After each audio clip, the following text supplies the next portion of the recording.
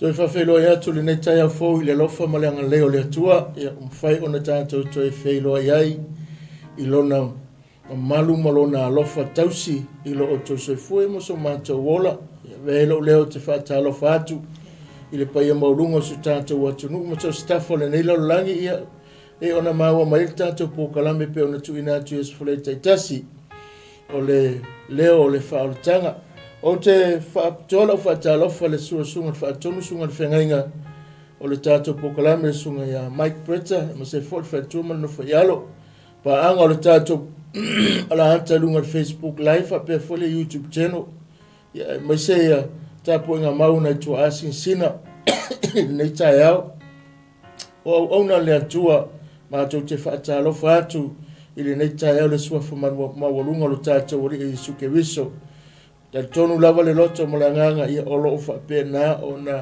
manuia le nei tai au na tau singa. Malana whamanianga ia te tātou, moisa le tātou ala usu mai le nei aso o wā venga malo na alofa le na. Ia vi ia le li wa tātou whitapa i lungo pia unga ngalo le tātou wala ata, pe ona tu ina atua le nei tai au ia olo alofa, olo o mawalunga lo na alofa. Malana tau singa ia tātou. Amen. Ia ona tātou iei. Ele nei tai au. Ia iei leanga le leima. Ia lofo le ri le nei tai au. Ve ona tātou wheiloa. Iei ia. E ona tātou pokalame le pe ona tu ina atu ia leo mawhatasi atu martina le ainga. Wa le tātou whaasoa le nei aso. O se manuia lau tele o tātou tangata. Ile nai tu whapea fo ile nei tu. Ia maua pero tātou tā osu ma tātou whamurianga tā pena i tātou i lona manuia i le whaoritanga o tātou atua. Ia maa lola wala unsai.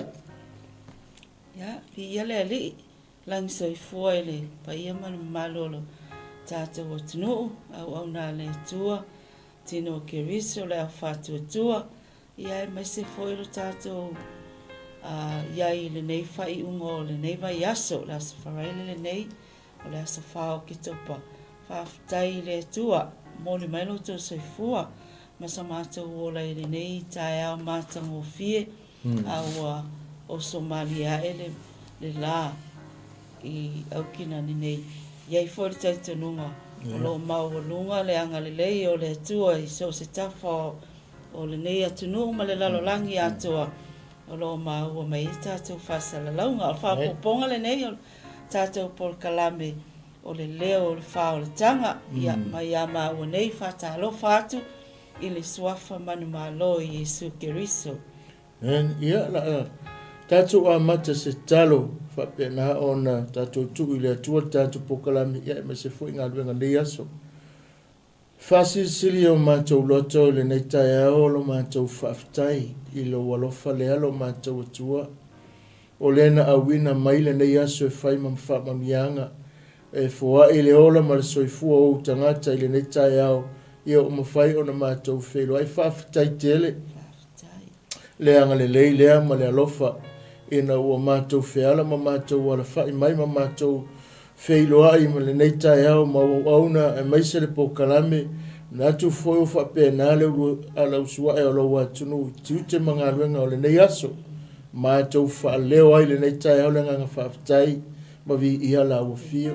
Mo mori atu le nei tai au le pokalame la uafio le nei whapea nana saunia nei avanoa mātou te ngā lulu e ai ma la uaona e maise le nei atunu le fola ina lo finangalo le whaamano si au lava o lo mātou avanoa ua maua whai e ona mātou mori ma waile tala le leia la uafio i lunga o penga te whailangi se i awa noa ma lātou o maua le awa noa mātou te whaalongo whaatasi ai ma saunia i mātou ta pena ai lo mātou whaatua tuanga lea ta pena ai lo mātou o langa taitasi ma mātou wola ina ia manu malo ina lo finangalo ma whaapena ana whaataunu ina fuafuanga lo loto e maise lo manuia e whaabawau o le ola lea o lo o mātou tausini o iai lau whaatua tua uma. E whaafetai tele. Manuia tiute mwhaiva. Whea ngai eile nei atunu u le amatanga o le nei aso. La tau e whaapea nana ngā rurua iai whaatasi ma le while e mua o lau fio. a matalia le anga le leita ina ma la vea e lo mana i le nei aso. Ai maise o la upu so se ala ata lo ngalu rue ai le nei aso. Ma tau te ngalu rue whaatasi mo lo wanganga i lo fina ngalo. Wha manuia maanga le lei mai nei taia. A mai al nei pokalame tu maule vi inga i lo suafa Yesu. Ma tau te talo mo wala au ngia la ona whaatonu le nei taia o. Maise lau whainga luenga le pon member. Tu ina atu fuafuanga aluan mama o lau TV. Iai lo wanga le Yesu o mātou wala au atuene. Amen. Amen. Ia, leo elu ngangale tātou pokalame. Po le au tu o le nei aso. A o le lona loa su marwhalea. O le tātou waanga leo o e tātou tautalanga. Ia me se whaaso. Tai au nei o le tala noanga e winga le leo le whautanga. Whapena o na tautai ei. Le li imanu malo i lo to so fuma so mato wola e fa manatu ai te le mea te tau ona tato wawa ai to ai ile au tu o le nei aso e fa pena ona fa matala ina fa pe o le leo le fa o tanga po le leo le alofa tu no le tua fa tu e se fa matala nga fa pe o le fina ngalo le tua ia fa o la ina tanga ta uma career all meant to be saved. Longo winga o le fina ngalo le atua na fio mailo na tali le misiona faola le ia ola tangata e te tau o na faola ina so si tangata. Longo winga e te tau o le ava noa mo tangata uma o le ava noa ma so se tasi e au o na tātou tilo tutoa iei le nei ava noa e le amo. Awane ingalo ia teo e ile taimiro angai mai e uma ile ava noa nei. A le mia e le lole aso e le lole taimi ai le taimi e umai ai tātou whalongolongo le whaitawino langa whiompaia i le nei tahe au. A whaitau te ala lofa mai i a te au. I au tau tausi mai i a upoloa inga. O te whai atu fōi le ta mā. O na fōa i mai eile e ia i a te o tō le tasi fisosoane. Ina ia tu mau pea o ia ia te utou e whaavavau. O le anganga le tupu mai ele upumoni, ele e mawhai ele lalolangi o na talia o ia. A wā wale wa aia o ia, wale iloa foi o ia, a o outou iloa o ia. A wai tu mau pea ia ia te utou, e iai foi o ia i te tonu ia te utou. O te letu ua outou o mātu oti, o te sau ia te utou. E toi titi o na lewa ai mai leo le lalolangi i a te au. Ai wa ai mai pea o tau i a te au. O te ola au, o le mea lea e ola ai o tau. O le aso i loa ai o tau, o te tonu o lo tamā. O tau foi o te tonu i a te au. O au foi o te tonu i a te o tau. O le ewa i a te ia o poloa inga ma tausi i ai. O ia lea e lofa mai i a te au. O le alofa mai foi a te au, e alofa ina o ia e louta maa.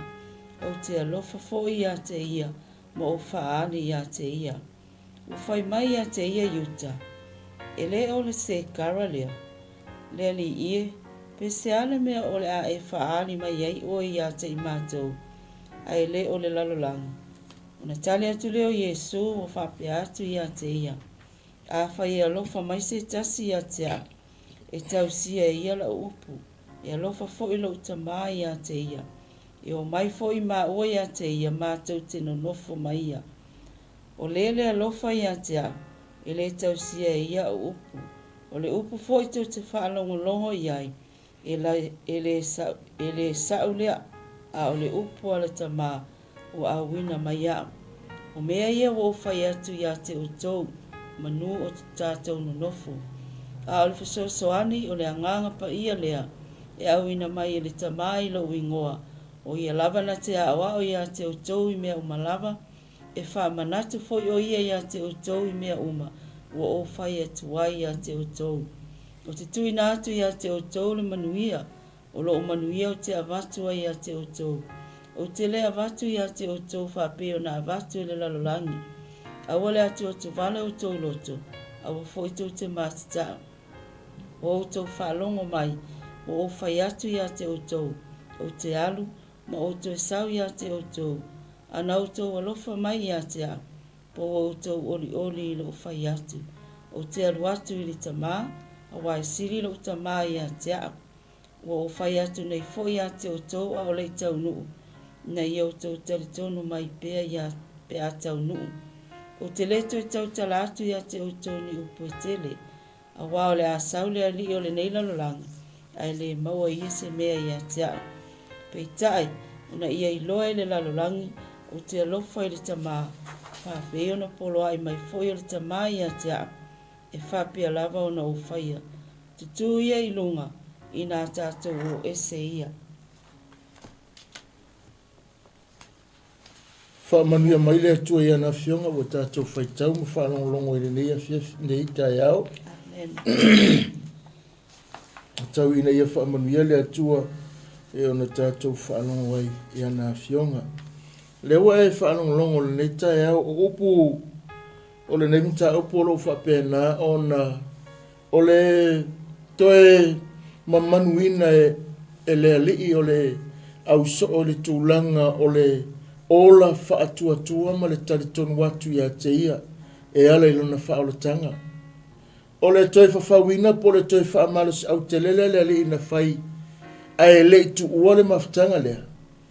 Na toi a wau ma mai e le alii ia mea u malawa e au o na o iai ia le soifuanga whaatua le tangata ma le talitonu whaatasi ma le alofa ma le laualunga o lona saunoanga ina ia i loa tangata le winga o le la a fio mai po le mea alofa po le awina mai o le nganga le o le atua o le ala na leio na tala noa Yesu matoe au mai eise whaamalos au matoe una ia haile le loto le na le tangata ma le whaatuatuanga ai maise lava o la tau uma nei la tau nei sa ta oto ia ile le loto le whaola ina ia manu malo ina e la tau taimi whaingta o le ngā luenga ai maise le ola whaatuatua o le whawhawina po le mamanuina na e Yesu o le olanga o tangata po le ausa o le nei na matua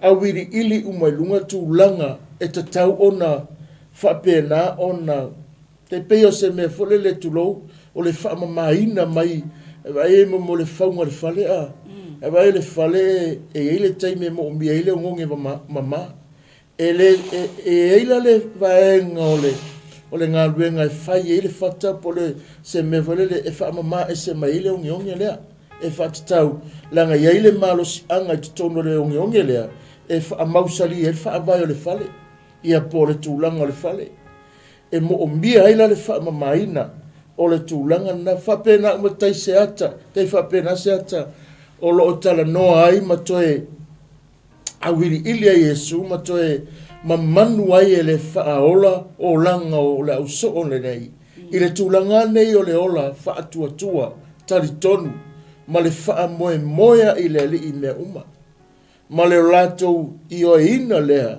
o leo le a awina mai o le suingo se mea e le whaingofie o le wheliwa ina o se mea e le whaingofie i tangata pea o le mea na le tau whapena o na tau momoli le whaola ia i le au so lea ai maiselo la tau maftanga lea leanga o le la tu ua le maftanga lua o le a o Yesu i ona tinga ma tu ua le maftanga lea e le whaingofie la a wala la o iai ai o le au mainga na le whaola le vaenga lea o ina lo ta oto iai o lo nofo te tonu i se whaavae mausali o lo tau whapena o na whata oto le leia le whaola te tonu i la uso ma tangata whaatuatua i utaia o lo iai ina ia awane i ngā uia e sisi te lo o e sa mua i le nei pai tau ma le nei pai taimpea e whaalongolongo ia o le upu lau walunga lea Yesu na matua i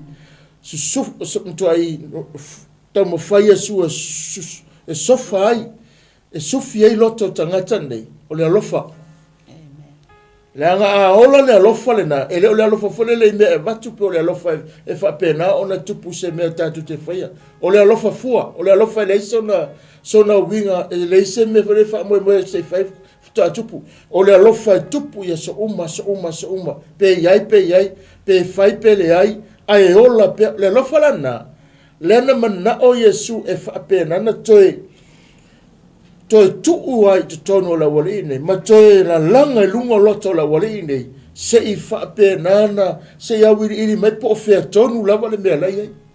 Po ta o to tonu le whaavai, po whaapena o na la tau maua, po la ngona, pe la tu te la ngona ina, le sau noa mai malanga whaamalosi lea, e winga i le whaolatanga, i le lalolangi, le la whaila tau, pe o i le o le main point le le fa mo mo le loto le fa ola wa le wo fa umalanga nga luanga la fa ai wi ulanga la na misiona ai pe o la towia o le la fai ma malo si anga o le nga luanga o le fa ola tanga i le la lolangi o i lana matua i tu malo se le fa ola se i toe langa la nga manatu nei la ngona po fo ape fea mai lo la to fa tuanga le ai pe fa maunia pele ai pe moni ea lo la tau maftanga a wa foi le nga filo i martanga ta pito silina le anga sa filo i mayuka ele le yuta le tala no le tono tala da sa filo le yuta le ta ole se kala tanga ta le na ye fa la tain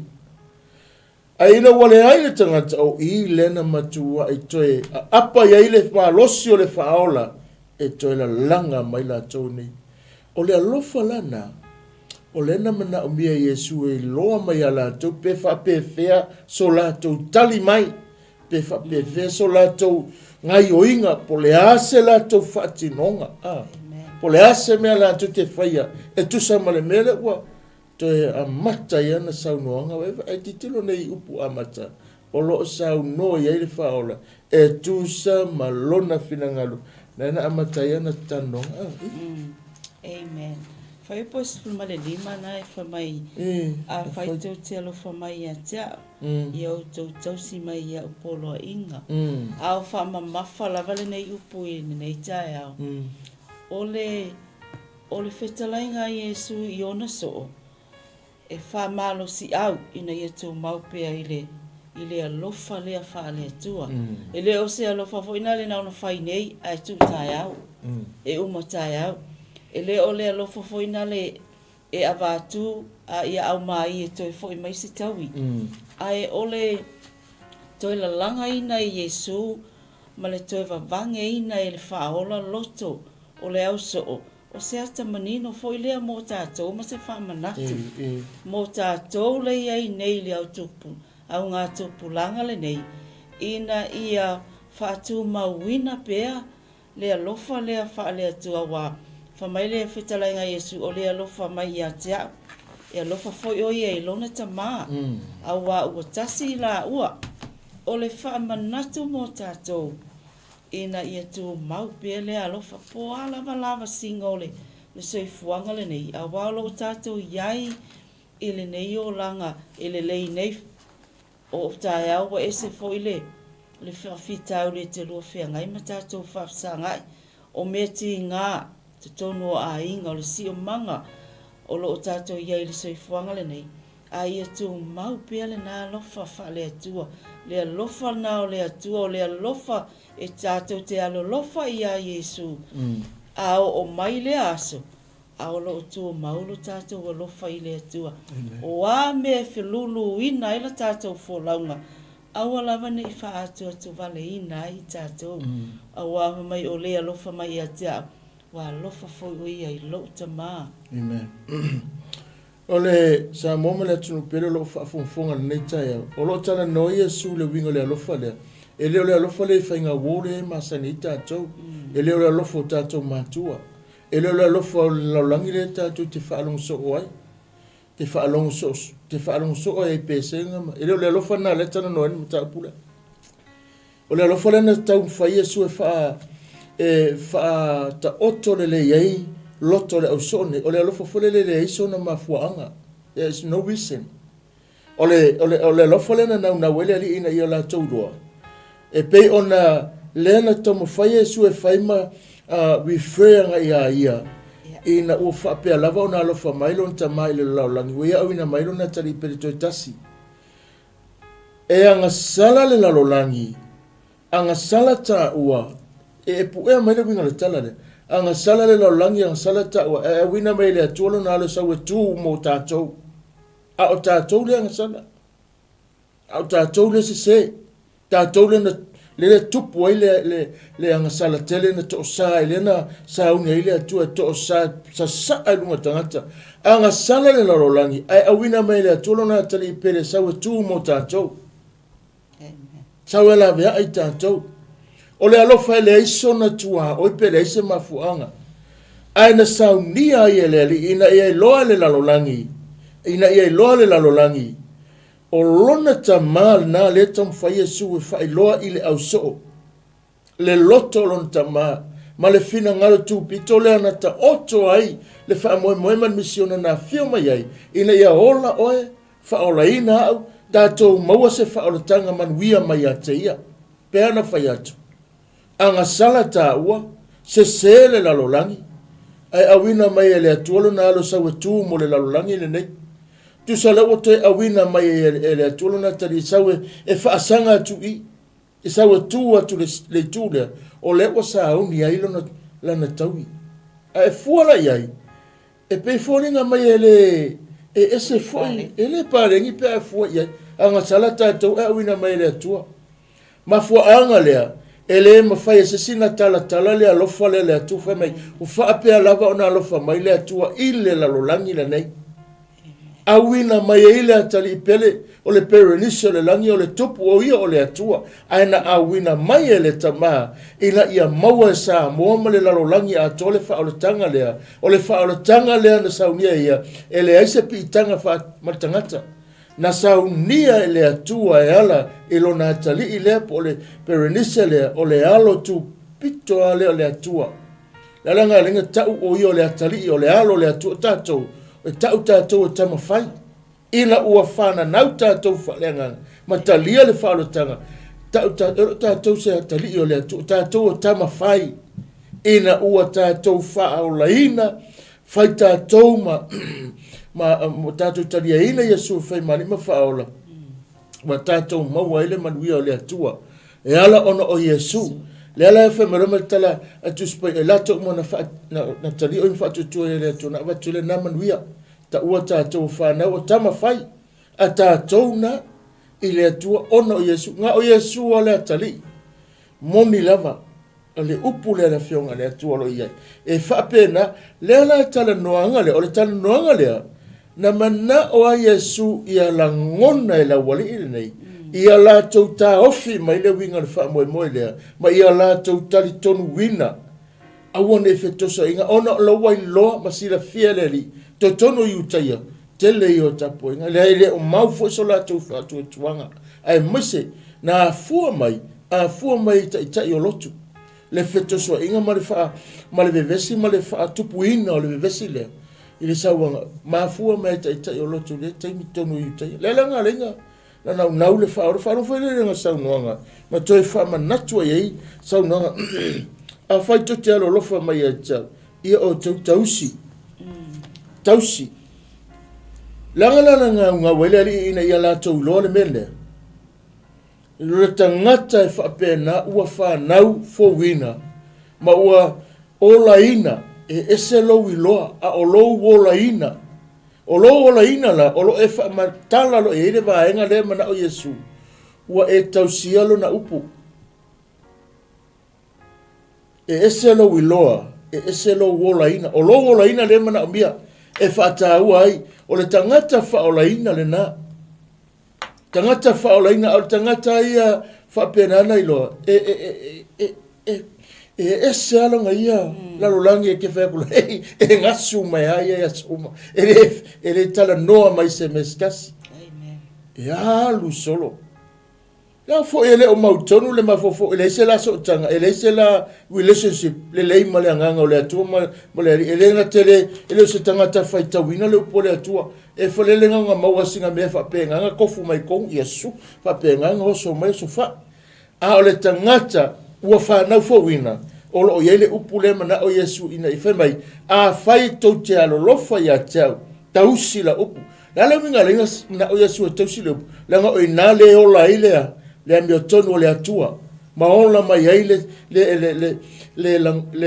fa moe le mana o Yesu e ola i o le tala le leile o lona malo o le upu o lo ia fa pe nana mana o ia o la le upu le mana o Yesu e tausi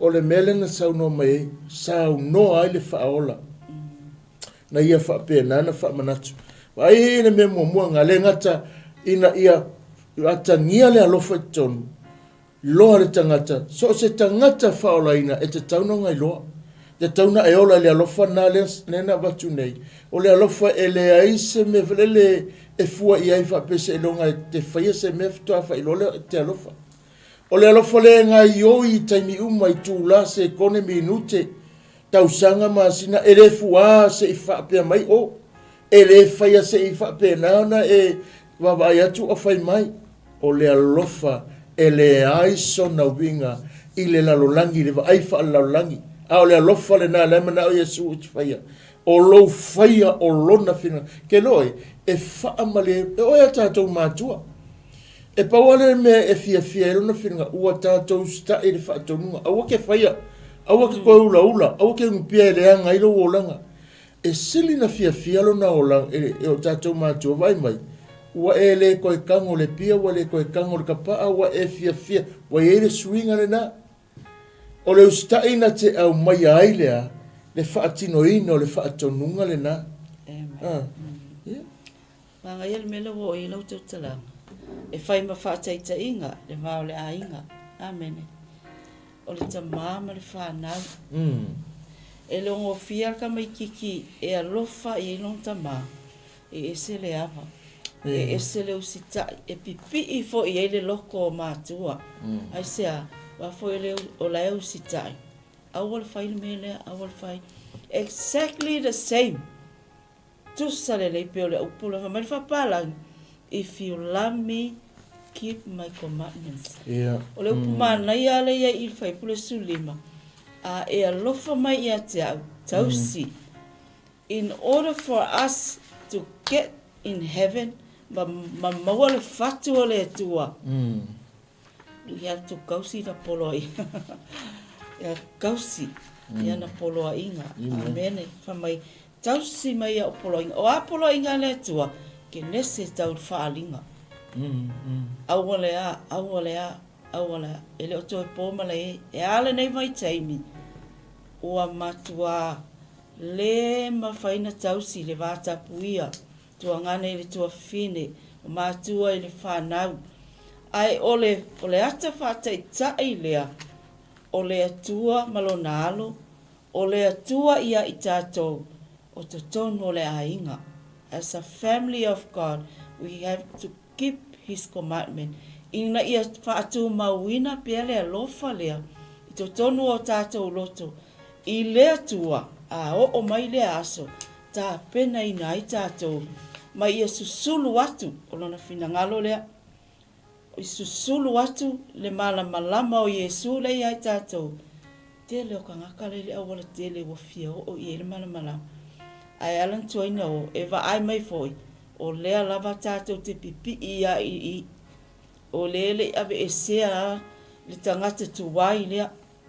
ma nai ala le upule mai a e alofa la tausi ia poloa inga ina ia tu mau pea le mafutanga lea mai ia mai o lea alofa mai ia tau e alofa foi o ia i lo tama amene ole pe ole taua na sa mo le tai au le mele o le whaaratanga o lo i lo le whaaratanga ke viso o le taua o le whaaratanga o le au ino tātou ia malamalama i lau mele fai ia e lo fo i lau matata fai te tono lo maota tono lo fale te tono le kalesia te tono le si o manga lau tele ki kilo si o manga lau tele o le toi iei le vata puia sa iai o ai tu fa fine wala la vale mai lungo o ta tu fa na no e ke e ua ko lungo le Facebook o mai ka mai ki fa penga fa mai la ko ma papala vale mai lungo le Facebook o ngai te lo ai wala to iai se sa ngale mu ai se o le mea ton wale na o ile li ina ia tatou tu mau i le fa o le tanga mo tatou fa tuanga ia o ina tatou o tangata ua whanau fo wina o le whanau fo wina o le mea ua suia ua whaafowina, ua ve ese, o le mea sa aola ai, o le toi ola ai, aisa, ua whanau fowina, ona ua yaise mea fo o Yesu Keriso le na.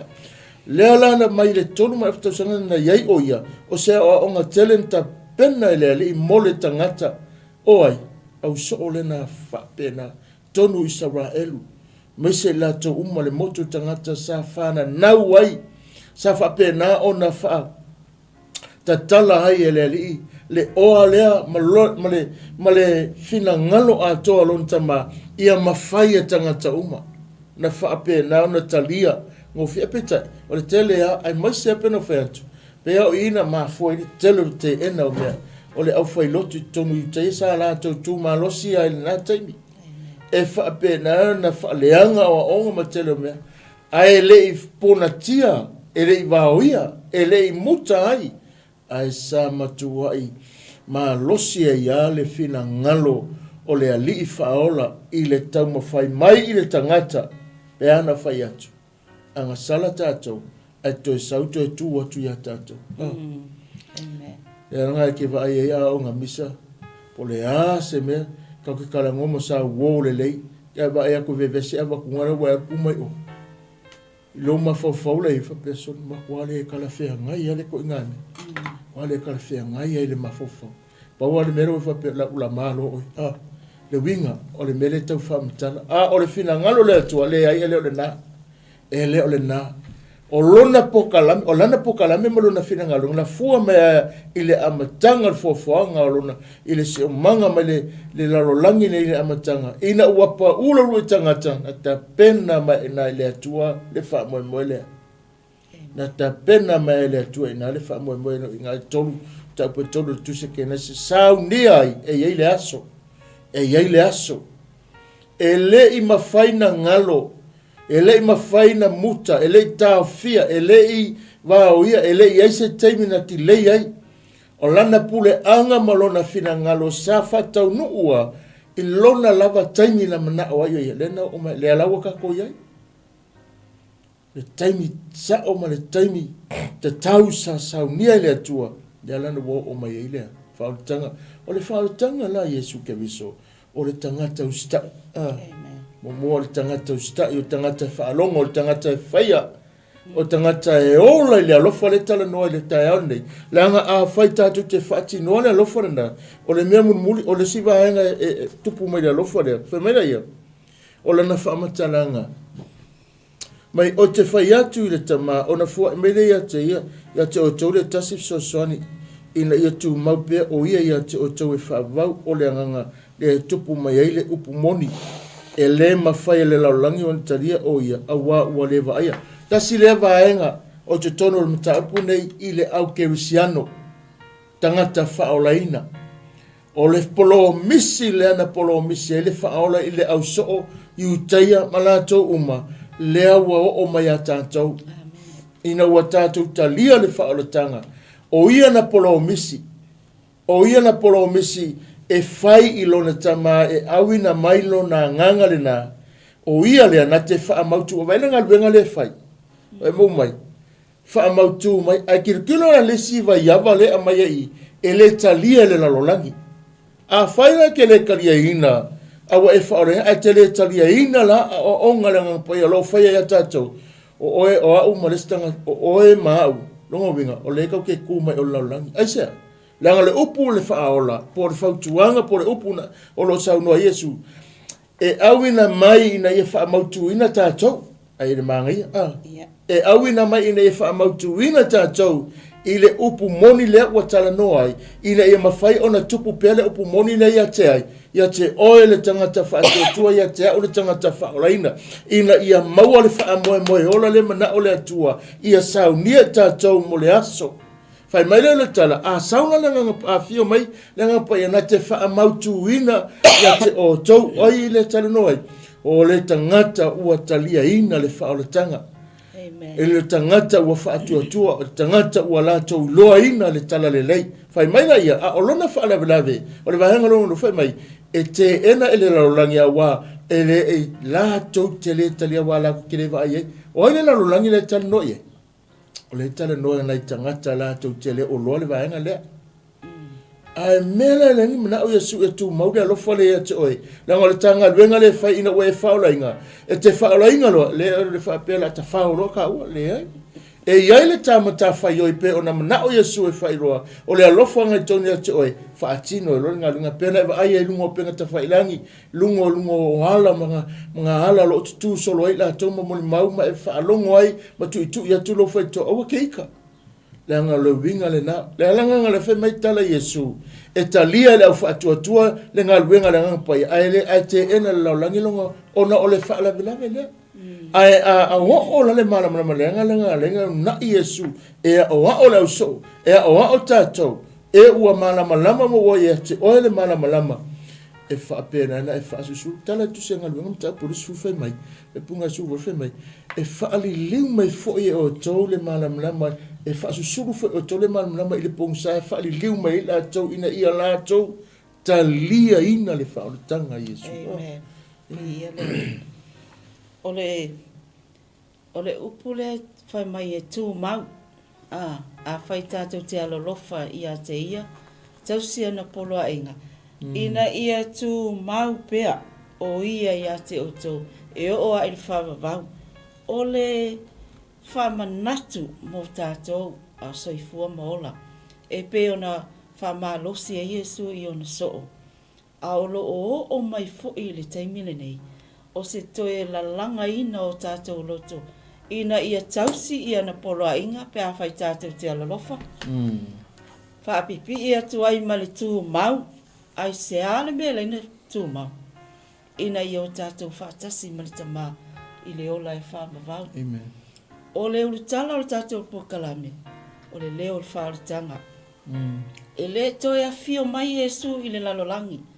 e tā la ilona fina ngalo ua e talia le whaaritanga ua o talia o oe maau we are the voices of the salvation o tātou o le leo le whaaritanga i lungo le whonga e le ele le nei o le tasi le nei o qualification i le upu whapalangi e te tau ai o na tātou whaatino ina ia tau sina mai tangata i le whaaritanga a Kiris e le o mai tangata o no tātou e le o mai o no sau la le leima le matanga o fiatulo po le manai o ni au upu a e ala no mai o le au le lei o le Kiris o le tutonu i a te oe o oe maau o le leo le whaaritanga i le lalo langi le nei o le ala tātou matafa i oi e whai whasusulu atu whai mai le sipu whapea e leo tele atu la wāmio amene o lona winga e tausi ana polo a inga ia tu mau ai ina ia tātou whaatasi marita māma ia i le manuia e whaavavau e mai le fia lua afe tausanga taruai na maliu a Yesu o lea lava e o mai i le taimile nei o le whaauau pia le ngā luenga le tala le leia ke riso a o tātou whaatalitali atu i le taimi kako ke le iloa po o ngā ngei po o le nei aso po o taia ai anga whaapea wa iloa tangata whateteinga o ngā ngei sa o Yesu sala mō o matangata ua le lei umaamio pētai o upu i e lua pē tolu foi e whai manu i tau mo oe au tātou iai li tai aule nei alofa tausi polo inga ma tu mau ai ma nei ai ole upu tu mau ngofo i lo inga ole ale si mea kātou te mana na o ai le lalo langi sa kako iai le ai ma sa kako mianga mau ai pētai o le fina ngalo le atua ua e maua le whaaritanga awa tātou te nofo tā lai atu whaasoa atu lou whale whai ngā luenga o le aonga o lou a inga o au o e mua atu i le a tātou a mio wa lewanga fia li liu mai lesi tangata ai vai mai o la lava e tau tala atu lesi o le tau tala mai a le lusi futau sanga taluai la lava e se ala ngana la iei ai fai mai le whamalos a fai la kia lofa mai a tau sia o polo a inga a fai tau te ala lofa ia tō mau ai se a tanga u te fia mafuka ma o tō i le manuia e whavavau. Amen. O le vāinga tāua, tāua tele sa mole.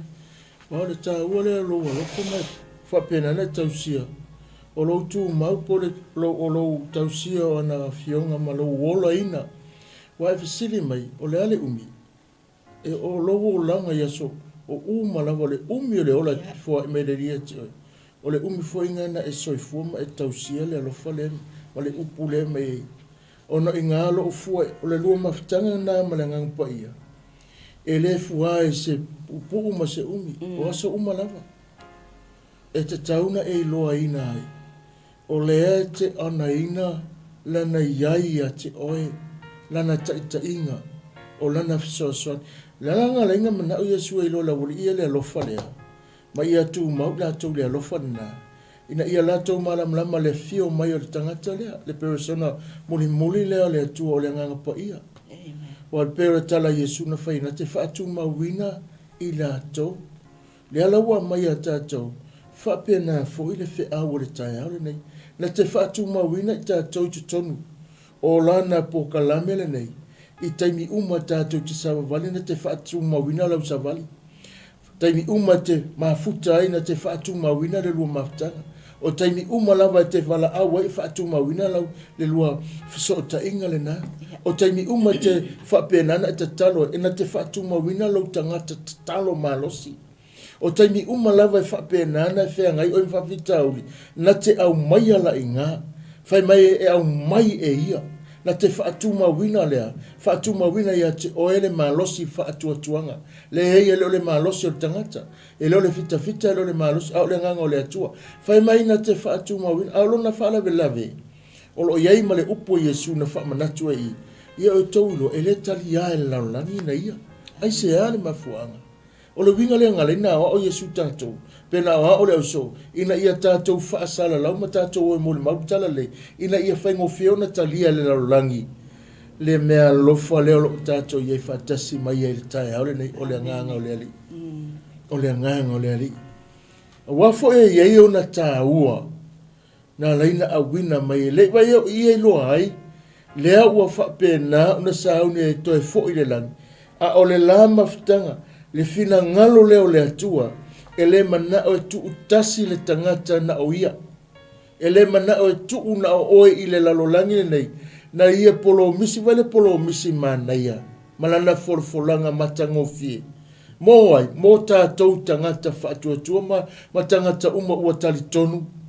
Ma ia i loa le alofa na, ma ia talia ina ia sue fai mawari ma whaola. Na ia fola ina, ile le polo misi, ese le manaia o se polo misi ese le ma tautia pe a tātou tilo iai pe a tātou fua iai whai ina ua fio mai le whaola e tongi ola tātou ua ngasala a toe polo misi mai e awina mai le whasoasoani a tala noa lo le whasoasoani e tala noa i le ngā luenga tele lava o le po, o le ao, o le po, o le ao, o minute, o tūla, o masina, o tausanga, o le ngaluenga tele lea o fai, a wale sau ninga o tātou, ina ia vea pia o se keusiano malosi, a vea ta ua se keusiano ua wha oloaina, a vea ta ua se keusiano ua wha amautu, a tili ina lo tātou wha tuatuanga, ilana ngaluenga, lalanga ngalenga, sau noa ia sulfa i puna suma i valu ea, se fai tau mai fai pa suma i valu, na ei na su valunga i ngamba na suru maliva, se fai tau mai ea. O te le, tu ua o tō mātu oti, o te sau ia te o tō. E toi titi o na lewa ai mai leo le lalulangi e te a. Ai ba ai mai pe o tō. Tasi le polo misi manaia, tasi le polo misi manaia, sa mo e te tono le fai tau le nei. Pe a e tilo iei, o te le tu ua o tō e mātu oti. A e fika ku iai iana saunoanga, o lewa saunoa wha mawai le alu. A tu ua lau so. Na whape ele make sense, le wingaranga tala na whai. Na e lolo la ia. E te tau ona tātou malam lamai, i lana upu ua saunoa mai ai. Ona ole ngā luenga le langang pa ia. O le taimi tātou te malam lamai, ma tātou loa ana saunoanga mana whetarenga, ma tātou maua le tātou relationship le mai ia. E ala i le fio me langang pa ia. E le aise mea tātou te pole tu sola ia te tātou ina ua tātou talia ina. O ia i o tātou wolanga. O lela yei saunoanga Yesu o lona fololanga lena e whaeloia te i tātou. E na te le tuua tātou e matuoti. I le tala noa i le tūlea, o le tala noa le tangata fole a ti tilo le tangata ua feoti mātua e eile nganga lea tau le the spirit of grief. Le nganga o le whaavau, le nganga lea na te e whaanoa noa ia i tangi uma. E le se fia ia te ia. Aisea, le anga lea ua whaapena o na motu sia le maftanga ma le pele mama e le mwhainga ngalo. Pe fai mai wa fia se futa usanga ma o fai fa piponga wa yele tangata sutuna ai le alwesa le mafofo ma o mafuanga isa wa o yele nganga fa vau la nganga ina fa to ta ma fai le fa ola se to fa manatu le so o tele tu o to ile tu le tino e misi wa le ai a o le tu fa le nganga na malo sela na saunga o le ya e whaatasi mai ia. A ti tilo fwere mta upu mata yori su mai walu. Ngai upu ngai yesu oto atu whainu umare maso. Baptisa atu moni mawatu mta watu. Whamele nanga saunanga muli. O te iate o tau foi. Se ia o i le whaavavau. O ana folanga e leo se tangata e tala peloa. E leo se atali ifo se tangata suye. A saunola na e lolo laia o leia te oe o leia te la fonanga lenga a o tatou fenta e va vea na tatou toi la ngona le mafana aisea e te loa le leia na saunoanga o te le tu ua o tau e matot lua le si forforanga mana ia Yesu fai mai toi titi na leva ai mai leo laulangi a te ia ai va ai mai pe o tau faith. Amen. You speak faith i lo fa atua i lo tatonunga e nofo ai le nā te tonu ia te oi. Pe tupu po a mea riat mai, o lou nā te tonu. Amen. Hei po suman fitu na ele upu lena. O le anganga le ai tupu mai ele upu moni, ele mawhai e lalangi on talia o ia. A wā le vaaya o ia, wa le iloa foi o ia. A outou iloa o ia. A wai tō maupea ia ia te outou. E iai foi o ia te tonu ia te outou. Ioi, wai whalonga. O le tāua le upu tū mau le upu e tolu e no whai atu mō mō le lofa tausi tū mau. Whamai wa le koe wa ai a lama o ia. O te ako le koe wa ai o ia. Amen. Ai aku maula ke riso. E wa ai me tangata la langi a ke riso le ia oi. Amen. That's how important le whaola tanga le a ke riso. Ai se a langa a tilo mai le lalo langi. Ile ke riso lea. Wa le koe wa ai e kangaka lea tua mai Yesu o la ua ile langi malon tama. Ai a tilo mai la le suinga le wa iai. Fa mai e sa o ala. O le kengo ke leo ko wa ai o kukuti ai pia o tau. A le wa ai e lungo le TV. Amene. Ngai lo le la o Yesu. Ai se o le hale mea o tupu ili kengi le la. Ile tama la ea. Iei ngai lo lea. Es moni ala le keriso lea.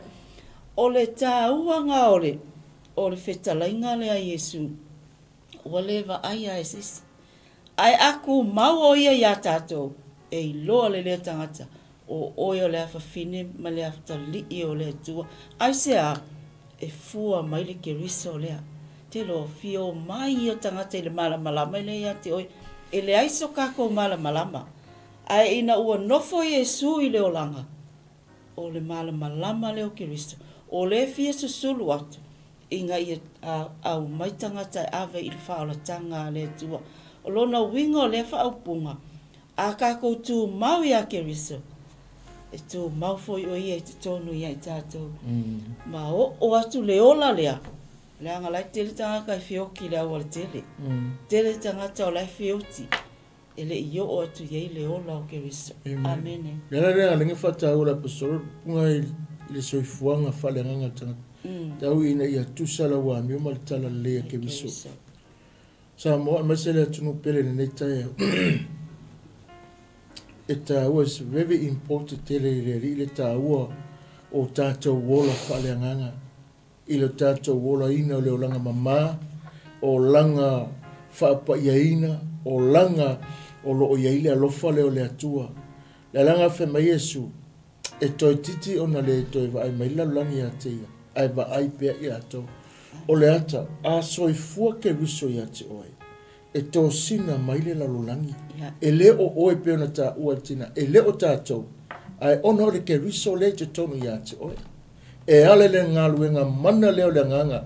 Ua fio mai, le ngai fio mai fe mai na te toe faa manatu ia te o tau mea umana tana no ai.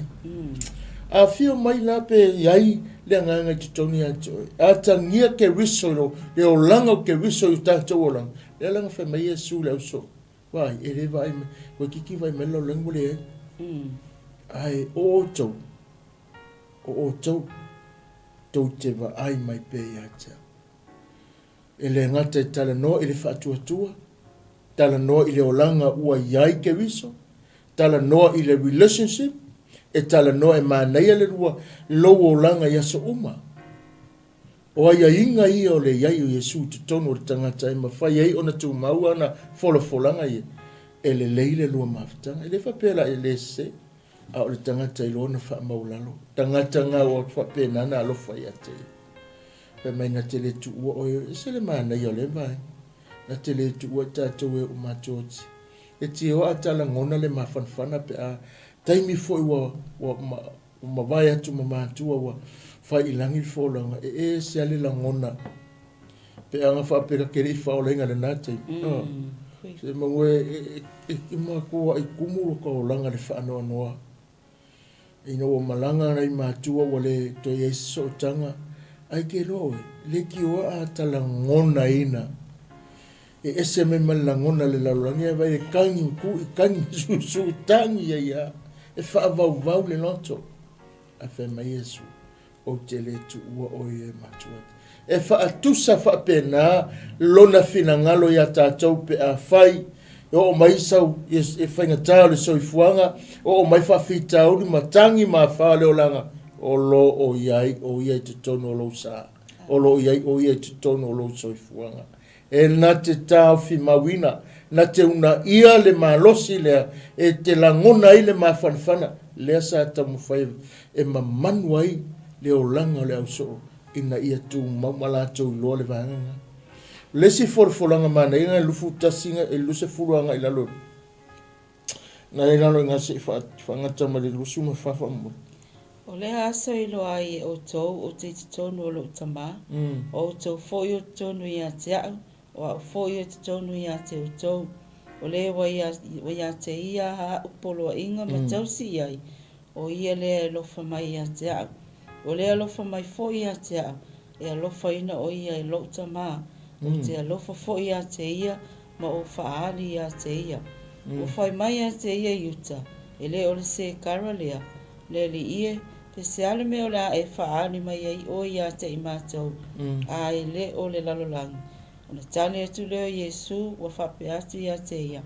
A whai e alofa mai se tasi i a te a. E tausia e ia la upu. E alofa mai no tamai a te ia. E o mai foi ma ua i a te ia. Mātou te nonofu. Tasi ia forfolanga ma naia. Amen. Mo tātou, mo le au kewisiano, mo le au whatua tua. E mawalunga e lunga le tangata le alofa. O le tā ua tele la leo le alofa le o mai Yesu ina ia tātou whaamatala loto i le auso. Ma whapena o na wha ta tanga ai le whaalongo la wali ia. E ke le i o lana tala noanga lea. Whaamatalanga. Le lau o mai e malisi vaenga tā uanga e whapena na pe e whaapopo ai le manosi o le alofa le na. O le ua whaamanatu Yesu i ate oe maa ule taiao nei. E whaeloma e le ngata i ate ia pe a whai e te tausi. O lo tausia o le upo o le atua, o lo tausia mai o la ina le fina ngalo Yesu. E ale lana fionga mana o onga malo o langa yaso whaiso. Whai maila ia e te whaeloa atu i ate e te alofa i ate ia. O na whai maila o lana whaamatalanga, a whaila te tausia ma e ola ina, ma e whaatua mai, ma e tū mau e whamere e le ngata e le na, e o mai foi, e alofa foi lo ta mai a te ia. Whai mai rere whai punga e lusu mai wha, e o mai foi ma ua ma lo ta ma. E o mai foi ma ua ma lo ta ma. Ai kangona e fuai ai, le tolu taspa ia, o le atua tamale atua le ala le atua le ngasa ai o mai faatasi ato e so o ai la se faasang tau mai o le mele te tau ona wau pepe ai tātou langa le e le na o oe te alu e le nga o oe le te whaaloa lumo tangata e le na o tātou le whaapenana presently se mea i le lalolangi le tumutumunga o lo o iai whaatasi o ia le atua le tama le atua le alo le atua le ngangasa whai mai e ia a whai la tātou te tausi o na o mai whaatasi e la ia a ka ulola le mere le alanga e ringa wha ma mafa tele le mene o le ola ina o tātou o le mene ai baba ai ei te loa e manisi ke visiano whai ngofia e na e whaalele upu mui ma tau whaleanga mai whapenana e whai mai fia ave upu masoa e whelafua i ai lunga o penga te whailangi ma so se vaenga ona o le ana e i loa ma o mauti noa tiri lo te whai mai Yesu ia te oe ma u le taeau nei ua whai loma iai e whaamanatu iai e lena o oe te soifua mai ola e ale le ola tanga ua umei mua mai mo tātou whai mailanga tala a whai tātou te tausi o le taimi e tātou te ola ina ai ma tausi ma tātou whaatua matu mawai whai maina ia e a whio mai le tamaha e iai le alo e iai whaatasi malo na nganga longo wingi Amen. o se manuia i nā le mawha mataringa. Le whaitonga whapalangi for my Jesus replied, anyone who loves me will obey my teaching. My Father will love them and we will come to them and make our home with them. Oh God. Ole our mangai lo pule make our home with them. I want for my fasa mo. Ona tali matuleo Yesu whape atu ia te ia. A whai alofa mai se tasi a te a. E tau sia e ila upu. E alofa mai lo utamai a te a.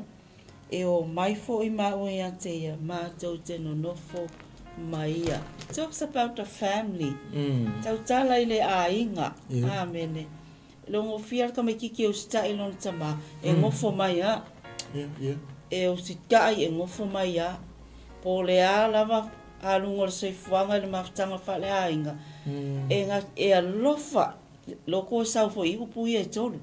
E alofa i lona tama. E kausi mausitai i whaatonunga le tama. E la ke ngofo whaatasi maia. Whamailea e make home. No winga. E ke le atu lona tāua. Ka ko ke ngofo whaatasi le a inga. I le manuia o saunia i le atua mo tātou. Ese le whai ngofio principle a le atua. A whai kako ke alolofa, usitai, tausi na polo a inga. I le ending, i le i unga o le nā, whamatalanga mai, kako ke no nofo, mā ke o atu malo utama. I will come to you, my Father will come to you, and we will stay together at home. Amen. Ese le māngaia. O ana poloa inga, o ana whamanatu, o ana whamalosi i le au soo. O le fo e toi whamanatu mo tātou. A kako iai i le neiwai teimi o le lo wā o le savalinga. Ma le tele o whawhitau e lulu inga i kako whatuatua. Koe lava a whamawai atu ia Yesu. Amen. Ai o le tāua. Aua ne i ave selo wa lofa i le atua. No matter what, stay in there. Tausi ai. Ma e ngofo ai pea ilona mamanu. Nofo ai pea ilona le leile na. Awai e sele le lei o le atua i ke tātou te whiala mai le tāia ua maua le mānawa. O le lei na o le atua ngaki au mai le ola. Amen. Ai ia whātu mawina i pea. Lo tātou walo lofa i ate ia. Ai meise lava. O le tāpena ina o tātou. Mō le manuia e whawawau i saunia. E se le tāua sa mō le vaenga wo o ieilan saunuanga. Whātatau e iwa o le saunuanga mana o onga na ave lau so. Le ua o tātou. o le kako kaimi lea ua hoa o mai e. Wha manatu au mai e a te tātou le vaenga tā ua na ina ua tātou whanongongo. Lesi mea māneia o lo i te tonu polo misi mafufulanga nei. Nei nai whai purusu se whaangata lufu matoro. O lo o iai le vaenga tā ua na o lo o mai. Whai purusu fulu. O le aso e loa i o tau o te tonu o lo ta maa. O tau foi o tonu i a te au. O foi o tonu i a te o tau. O le wa i a te ia polo inga matausi iai. O ia lea lofa mai a te au. I lea lofa mai foi. O lea lofa mai foi a te au. I alofa ina o ia lo ta maa. O te alofa foi a te ia. Lufu lima langa ngai lolo lea foi le. Ele rufu wad. Whai tau mana. O mea ia o whai atu i a te o tau manu o tātou ono nofo. Ia. A le fisoso ani o le anganga pa ia lea. A wina mai e le tamai le uingoa. O ia lava na te awa o ia te o tau i mea umalava. E wha manatu mai foi o ia ia te o tau i mea uma. Wa o whai atu wai ia te o tau. O te tui nātu ia te o tau le manuia. O lo manuia o te avatu wai ia te o tau. O te le avatu ia te o tau whapeo na avatu le lalolangi. Awa le atu o tu wale o tau loto. Awa foi tu te matata. Wa o tau whaalonga mai. Wa o whai atu ia te o tau. O te alu ma o tau sau ia te o tau. Ana o tau alofa mai ia te au. Po ua o tau oli oli i lo whai atu. O le whātau si unga ma le tau whai unga ana saunoanga ma whapena ana whai. Na au mai e se whaaloto tele. Ma le whaamalo si au tele lawa na. Whai mai aia ina ua whaaiu. Whai mai o mea umai ewa o whai atu ia te o tau. Whaamalosi ma toe ia o ao ma toe whaamanatu ia te o tau. O maino iei ma ana whautuanga whaapopo iai. Ma toe whaatele ai le malosi o le loto tangata. Lena e whaalonga le whaitau anei. O loo whaamanatu mai ei a tātou. Mai lana whaamatalanga i vaenga. A ora soani na au mai olenga pae na te toe whaamanatu uma mai ame uma sa a oi o ia ia te latou. Whape na fo i la tātou. I o mai le so o le ngā luenga lea pe a whai o loo tātou soifu ma o leila na upu whaitau ma o ma tātou tūmau. O na whio mai le ngā pae na te a o ina tātou whaamanatu le whiau. Mai o te le tuina atu o tau o lo manuia o lo tano fe purusu ma fitua. Ia, o te tuina te o tau le manuia, o lo manuia o te avatu ai a te o tau. Ia. O te le avatu ia te o tau whapeo na avatu le lalolangi. Awale a te o tu vale o tau loto, awa fo i te matata. Lala winga le whamatalanga ko sau noi leli. O lo manuia o te avatu le whapeo na avatu le lalolangi.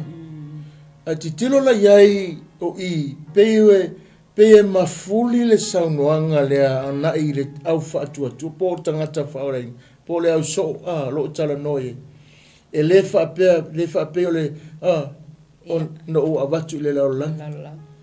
Longo winga, ia tātou tilo iai, ma tātou wawa ai, le se senga.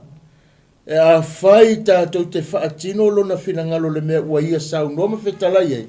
E au ona tātou wola ina, ana fetaleng ana o onga mai ia te tātou se soifuanga le lei mai ia tātou le ma le tātou watu ia te ia mai ia e loma o mautinoa o lo iai whaatasi manona tama ia te tātou telo taini mai la ia lana whaamutanga o lo manuia o lo fua lunga le mea ne tā sau noa le fetalai ma o mai e leo tangata umala tu te talia ina le mea ne o sau noa ile e leo tangata umai afia le mea lea longo winga, e loa me tātou le au whaoraina ma le whaatuatua ma tantonu atu ia te ia.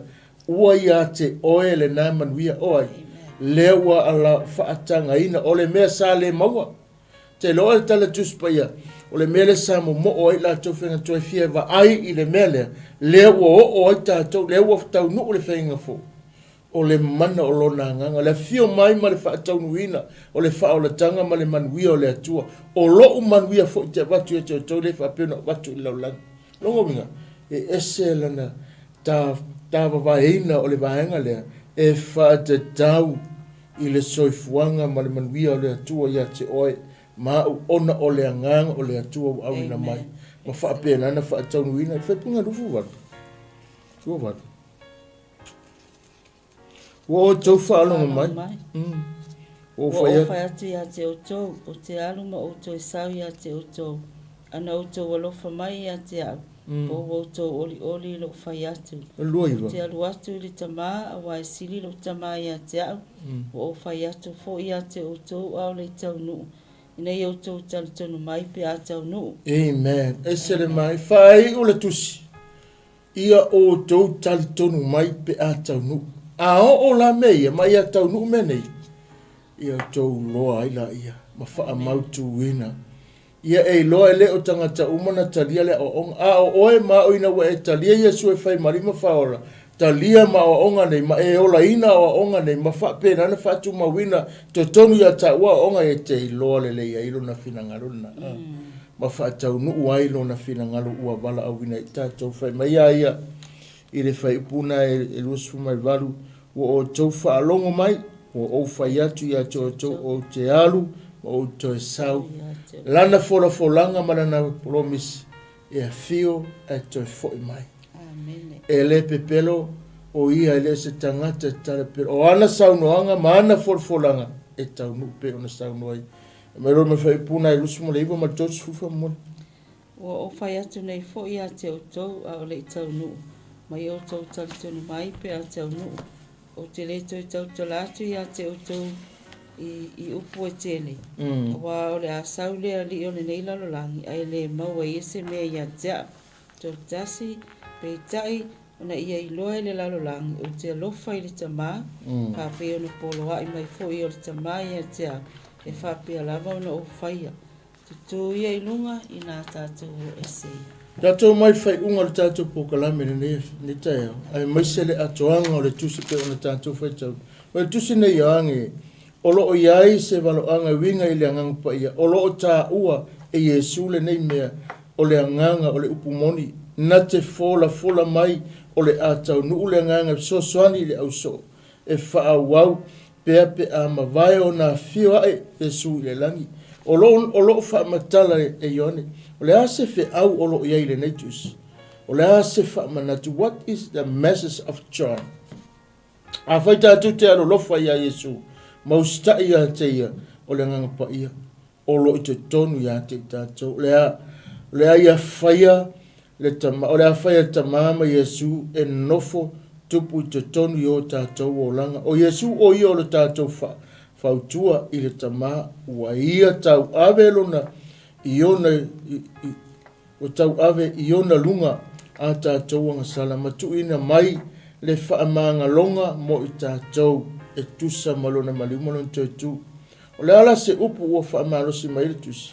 O le upu le nei. O i lātou taritonu ia Yesu. O le a whaawau pēa le misiona a Yesu. E la vea i le lalolangi mai a lātou anga sala. E ala i le fola atu o le tala le lei i turu inga uma o le lalolangi. E le mawhai o na whaatino i tātou le nei au i so tātou malosi. Ai ala ona o le mana o le anganga po ia pe ona ia fola o le tatalo a wae na o le atua e mawhai ona talaina le loto mawha liu tangata ngasala i le sala mo wha maoni e ala le mori mau i le whaatu mawina ina uatu mau Yesu maana wa onga maana fetalenga ia te oe mau e te mautino e fe aula ngā Ioane la tō wha manatu e lau kewesiano e fai mai le tala a le momole foi Timoteo ta o koe lua lon fai poe lima o ina o lo iai fautuanga le apostolo a o le fai unga le atu se ione o lo fa manatu mai ai o le ase upu o lo fa malusi mai o le tusina o i lato e talitonu mai fatuatua ma e tausiana upu o oe o le ave feau e te whaatanga le nganga o le atua, e aoa o mai, e te iloa, e te tala le atua avanoa, aisea, ua whaia le atua le avanoa mo oema, ua wha maangalo tanga sana, ua wha olaina i tā ua, ua tātalia ina le tala le lei, ona o le tangata le o Yesu ke viso wha mele apostolo. O wai to atasi le atua, to atasi foi le puruvanga o le atua matangata, o le tangata o ke viso Yesu lea. O le tangata o Yesu ke viso lea. Amen. O le fe auna ne yasu. whaamalosi ati oe pe ona tā ua tu se ioane vea oe ma mori mauola, vea oe ma whaamonianga i le whina ngalo le atua. Ia whaalau tere mai le atua lana whiau pe ona tātou whaanongolongo i le nei tai au i whapena ana whai ma tai muanga o le nei aso. I whapena ana i langa lei le atua tiute mga luenga o tutoe ma i langa lei le ri i au mga luenga o nei aso. Ta ina i tātou i lona while mō i lona lei ia whaamania tele lava le ri i le nei aso ono Yesu. Mene? Ia, o le tātou pōkalamene nā o le leo le whaaratanga i le nei fwoi vaenga o le asawhareire. Ia le tali tununga o fisio soni atu le nganga o le tua e mori mau atu lana upu e whaamalo si au e toi whawhangu. Ia a o se toi lui tau mō tātou umai le ngata mō i tō ia i mātou fo i lo whapena o ma wale amano e whaasoa. Ina ia whātou mawina i bea lo tātou tari tonunga i le atua o na olo na whina ngalo lau tasi.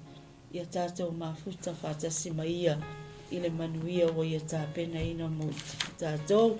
Mana tua le alofa na o le atua o aise tasi alofa atu ia te ia tausi ana poloa inga.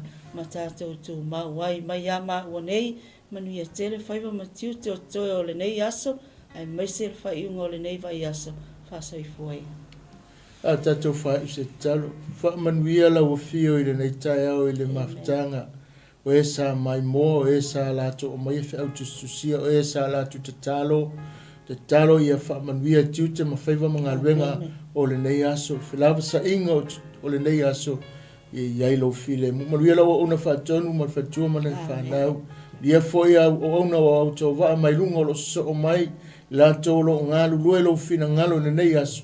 Fa wa wai la fa manianga la fa unga talo lo matu tu mo mai lo wanga le fa wa wai ti te mo fa wa so matu wa tunu nei mai se sa mo matu mana tu isa ra elu te talo lo file mo la puipuinga ma la tau singa mai u fana la ve ina lo nu lo matu tu lo mana matu talo ya manuia la fenga inga le tu pro amo le tu sa ako le tu ya kopo talo ia lo wanga le nei as tonu so mata wa tunu o Samoa alo atu lana talinga malo mata te talo e lo wanga le nata usanga pe apula lo fa le ia le malanga Israel Saudia i mata ta pena ina i mata i le fa moi mal manuia mai la fio mata tu vai mo mau ia tala anga o lo mana sa fa alia tonu lo nu ma tu te talo ia manuia au na ma la tau au tau wa mai e ala le suafa Yesu Keriso la ma tu te talo amen e ma amen ia fa so fo ia ma Emmanuel le yaso. Hey sis, where are you going? Oh, I'm just heading out to find a place to send money to my uncle in Samoa. Oh, why waste time and petrol? You can use UP Group Money. You can send money to Samoa and it's really fast. Really? Yeah. Can I sign up online? Yeah, it's really simple. Sweet, I'll do it now. Okay, bye. Bye. Sending money to your loved ones in Samoa has never been easier with UP Group Money Transfer. Our service allows you to transfer money quickly and securely from the comfort of your home or anywhere in New Zealand. Your family and friends can conveniently pick up the money from over 40 villages across the Polo and Savai. No matter where they are, we've got you covered.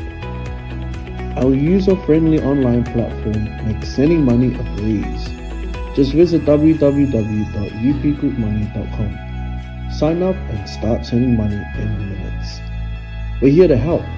If you have any questions or need assistance with signing up or sending money, please don't hesitate to contact our friendly support team at 09558 2896 or 0800 877 328. Or visit us in the office at 6/22 Station Road, Otahuhu, Auckland 1062. Experience the ease and reliability of UP Group Money Transfer today. Your family and friends in Samoa are just a few clicks away from receiving your support. Visit www.upgroupmoney.com now to get started.